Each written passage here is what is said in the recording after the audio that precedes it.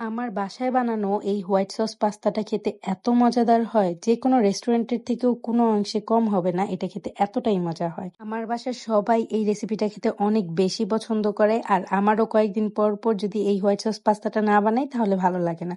মনে হয় যেমন কতদিন হয়েছে এই রেসিপিটা খাই না।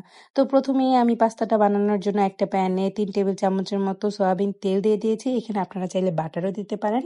এরপর এখানে চিকেন দিয়ে দিলাম লাল মরিচের গুঁড়া 1/2 চা চামচ আর গরম মসলা 1/2 চা চামচ। 1/2 চা চামচ করে ধনিয়া গুঁড়া আর আদা রসুন পেস্ট দিয়ে এখানে দিয়ে দিয়েছি স্বাদ মতো লবণ।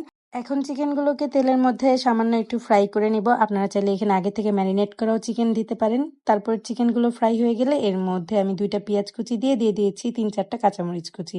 আর এক্সট্রা ফ্লেভারের জন্য এখানে আমি 2টা রসুন কোয়া কুচি করে দিয়ে দিয়েছি। হোয়াইট সস পাস্তায় রসুনের ফ্লেভারটা কিন্তু অনেক ভালো লাগে, তাই এখানে আমি একটু বেশি করে রসুন কুচি দিয়ে দিয়েছি। এরপর এর মধ্যে 2 টেবিল চামচের মতো টমেটো সস আর 1 টেবিল চামচ সয়া সস দিয়ে সবকিছু একসাথে খুব ভালোভাবে মিশিয়ে নিচ্ছি। সসগুলো 2-1 মিনিট রান্না করার পর যখন তেলগুলো বেশি উঠবে তখন এর মধ্যে গ্রেট করে রাখা গাজর কুচি আর অর্ধেকটার পরিমাণে ক্যাপসিকাম কুচি এখানে দিয়ে দিচ্ছি।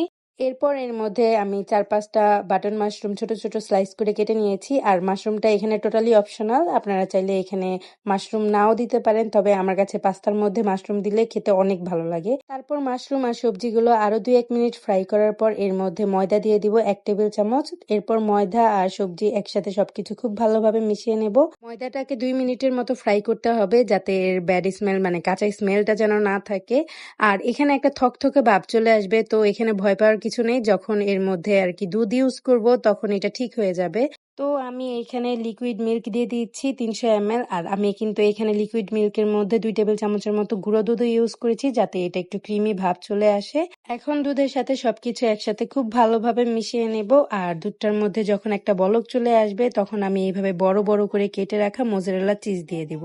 আর চিজটাও অপশনাল, আপনারা চাইলে চিজটাও স্কিপ করতে পারেন, তবে চিজ দিলে এই হোয়াইট সস পাস্তার স্বাদ অনেক গুণ বেড়ে যায়। এই হোয়াইট সসটা যখন এরকম সামান্য ক্রিমি আর থকথকে ভাব চলে আসবে তখন আমি এর মধ্যে আগে থেকে সিদ্ধ করে রাখা 400 গ্রামের মতো বয়েলড পাস্তা দিয়ে দিচ্ছি। আর এই পাস্তাগুলোকে আমি 80% মতো সিদ্ধ করে রেখেছিলাম। এখন আমি এর মধ্যে দিয়ে দিব আরো 1.5 টেবিল চামচের মতো টমেটো সস, আর এর মধ্যে দিয়ে দিব 1/2 চা চামচের মতো গোলমরিচের গুঁড়া। ঝালের জন্য এখানে 1/2 চা চামচের মতো চিলি ফ্লেক্স দিয়ে দিব। আর এই চিলি ফ্লেক্সটা দেওয়ার অবশ্যই চেষ্টা করবেন। আর উপর থেকে আমি সামান্য চিজ গ্রেট করে দিয়েছি।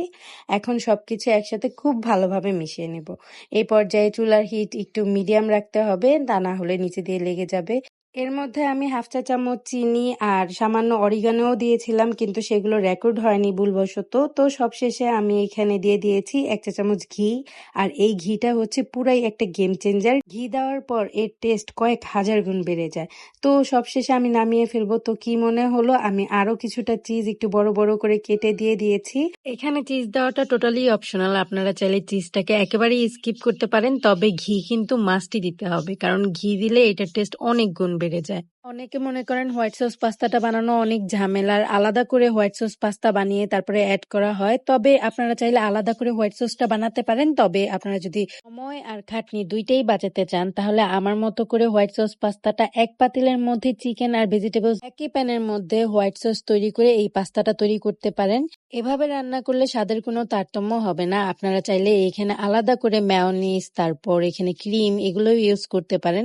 তবে এভাবে সিম্পল খেতে এই হোয়াইট সস পাস্তাটা অনেক বেশি মজাদার হয়। তো আজকের ভিডিওটি আপনাদের কাছে কেমন লাগলো জানাবেন। রেসিপিটি ভালো লাগলে লাইক, কমেন্ট, শেয়ার করে পাশে থাকবেন। Thanks for watching. আল্লাহ হাফেজ।